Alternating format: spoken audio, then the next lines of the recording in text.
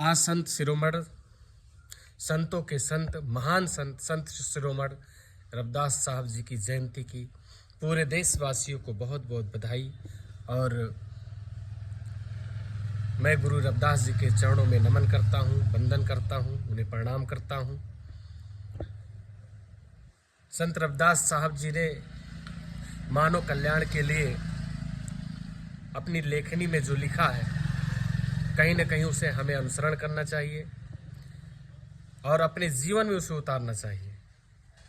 और सिर्फ पढ़ करके छोड़ देना अच्छा नहीं होता है, बल्कि उसे पढ़ करके उसका पालन करना अच्छा होता है।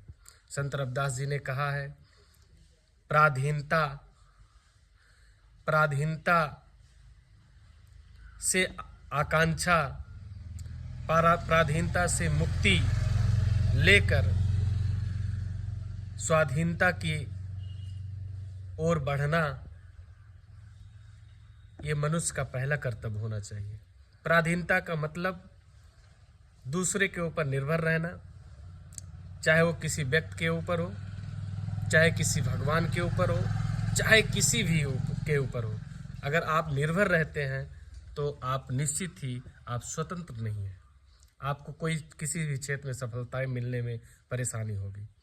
संत रविदास जी ने स्पष्ट कहा है, पराधीनता मनुष्य के लिए सबसे बड़ा पाप है।